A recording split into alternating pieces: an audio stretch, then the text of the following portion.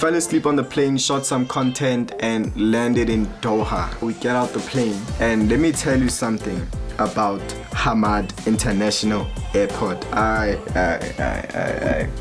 Hamad International Airport. That place is gorgeous. Gorgeous, gorgeous, gorgeous, gorgeous. Imagine Diamond Walk, Sandton City. Imagine that times 10. Imagine it's the whole mall and not just one section. That's what Hamad International Airport looks like. Like, it's just luxury. Everywhere you look, all of the lights, all of the tiles on the floor, every single thing is luxurious. You see, like when you go to a mall, you can find cars that are like on display. Haval will pay whichever mall however much so they can display their cars there. At Hamad, you're not gonna find Haval there. They've got Lambos, they've got McLarens, they've got Maseratis, they've got Porsches on display, bro. That's when I was just like, yo, I'm really in a completely different country right now. It was just crazy, bro. Like, I can't really explain what it felt like, but I also didn't know what to really expect being in a different country. I feel like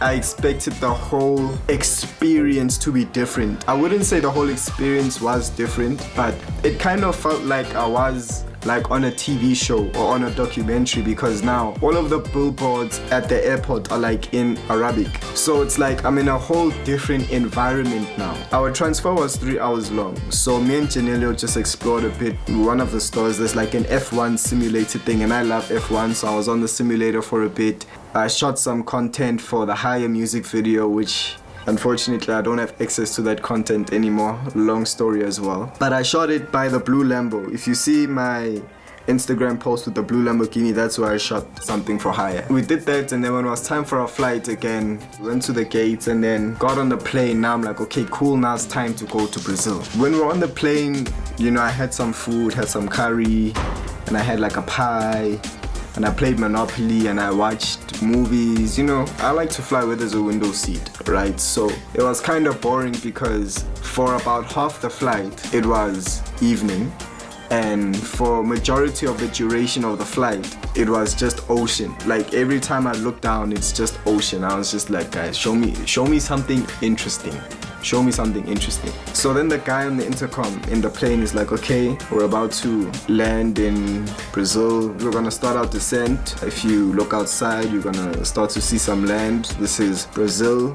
We are gonna fly over Rio, and we're going to land in São Paulo. So we're flying over, okay, cool, and I'm just looking at the scenery. It was so beautiful. It was so beautiful. The greenery, the rivers, the beach, like, it was crazy. And remember, because it's carnival time, everybody's like outside, everybody's active, everybody's doing something. So it's like festive season. At some point during our descent, I was looking down at the water, and like you can just see like the streaks from the boats and the yachts in the ocean. Oh bro, it was like so cool. It was really cool. So then we land, and let me tell you, hi, the airport that we landed at, what was it called? Let me just find the name for you, and I hope I pronounce it properly. So we landed at Guarulhos International Airport. Guys, look, if I pronounce it wrong, I'm sorry.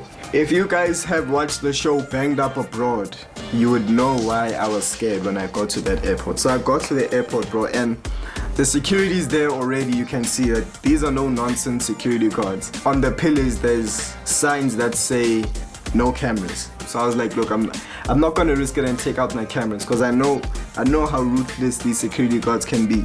So I was like, nah, I'm not even gonna take out my camera, bro. Let me actually tell you something. When I was in Doha, people were speaking Arabic to me. Even here in SA, people always ask me, are you black? Are you colored? Are you this? When I was in Doha, people actually thought that I was from Doha, because everybody was speaking Arabic to me. And I was just like, guys, I don't understand you. So anyway, I met Garfield at the airport as well.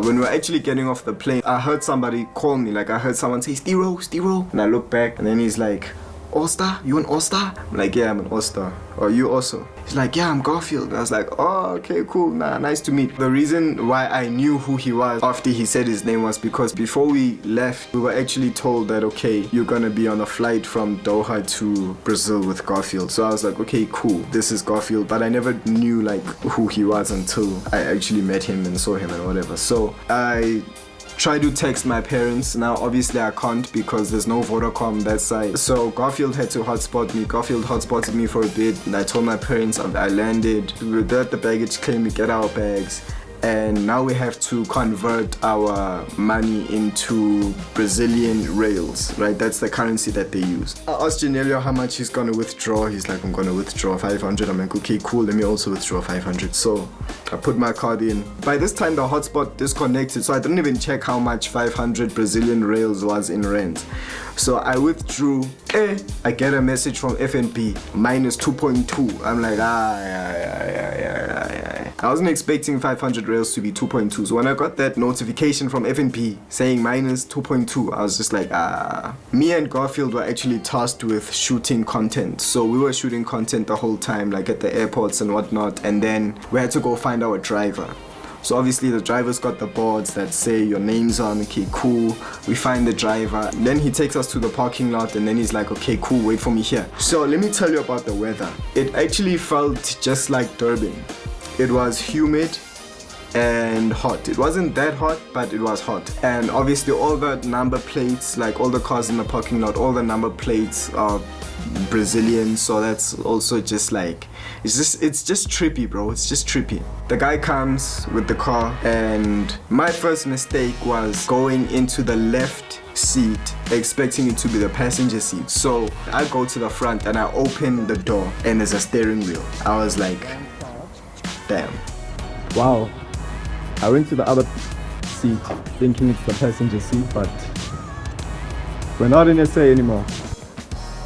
That's not how things are this side at home, obviously, because obviously the driver's seat is on the right here in SA, and in Brazil it's on the left. So from the airport we drove to the hotel. One thing I can tell you about Sao Paulo is it is a spitting image of Johannesburg, bro. Like, it's a photocopy. They're exactly the same. I was saying to Janelio when we were in the car, I was like, bro, this place looks exactly like Johannesburg. He's like, yeah, this area even looks like Alex. Because we were passing an area that was kind of like a favela. We were on the highway, and the favela was like on the sides of the highway. We continued driving. It was about a 1 hour drive from the airport to the hotel. And as we get into the city, like the inner city, let me tell you, dude, I literally felt like I was still in Johannesburg. All of the buildings have graffiti, like all of them, bro. 90% of them. 90% of them have graffiti. And even the people don't look different from South Africans, bro. Here in South Africa, we've got blacks, whites, Indians, coloureds, you know, we've got all races. But what I'm saying is, when I was there, it was kind of trippy because, you know, sometimes you can see a coloured person that looks black, or like a black person that looks colored, and you're just like trying to make out what it is. But because in Brazil they don't have the classification of colored, it was just like difficult trying to make out what they regard themselves as. Do they regard themselves as white? Do they regard themselves as black? And you know, it doesn't really matter, obviously. Being in a different country, you think those things, you know. One thing that's different with regards to the people is that 90% of the people there have tattoos, bro. It's like culture to have tattoos there. I was just like, okay, like this is cool, man. This is just weird, but it's cool. As we're driving, I saw like the weirdest thing. So even the cars are different. We've got relatively the same makes of cars, makes and manufacturers of cars, but the models are different. Like, they've got a VW that side that kind of looks like a Polo, but it's not. It just looks a bit different. You know, even South Africa has like that one car that a lot of people drive, which is the Haval. Like, we know everywhere we go, we're gonna see a Haval somewhere. So that side, from what I had noticed, they have like a lot of people drive this Fiat. It's like a Fiat Baki. I saw a lot of people driving those. So I also saw something weird. Like, there was this bike that I saw. It was a bike with 4 wheels, but it wasn't a quad bike. And even when you turn the bike still rotates like a normal bike. And I say to Janelio, I was like, bro, that is a weird looking bike. And then the driver's like, no, you find these everywhere around here. And I'm like, it's my first time seeing it. And Janelio's also like, yeah, bro, I've also never seen something like that. And Garfield is like, yo, in Thailand, if you've got a bike like this, it means that you're popping, bro. That means you're moneyed. That means you're successful. So it was also just like interesting getting 3 different perspectives on the same thing. It was crazy seeing that their everyday life is like so different from our everyday life, which is obviously obvious going to a different country, but experiencing it for the first time is still interesting, you know. So we get to the hotel. It was raining when we got to the hotel, and Immediately when we got there, I met some of the Converse people. Not everybody had arrived yet, but some people had arrived. We were at the hotel lobby, introduced myself to a few of the All-Stars. It was the Brazilian All-Stars who were there, greeted them, got to know each other a little bit. After doing that, I went to my hotel room and there was staff waiting for us there, you know, bags and bottles, books, snacks, shoes, those kinds of stuff. Got to my hotel room and then I took a shower. So as I'm taking a shower, I can hear the notifications on my phone. So there's a group chat that all of us are in and everybody's like messaging each other on the group chat, right? I get out the shower and I'm like, where's everybody? What's everybody doing? Because we had a free day on the first day. We need to rest, freshen up, just, you know, take it easy because we just got off like a 22-hour flight, so it was basically a free day. But on the agenda we had a welcoming party on the rooftop at the restaurant. So I'm reading the messages and these guys are like, nah, we're at the mall. Others were at other places. I was just like, how? I thought we were like freshening up and we were gonna meet in the hotel lobby and then discuss what we're doing or whatever. So they left me, they went to the mall. It wasn't everyone, it was about 5 people.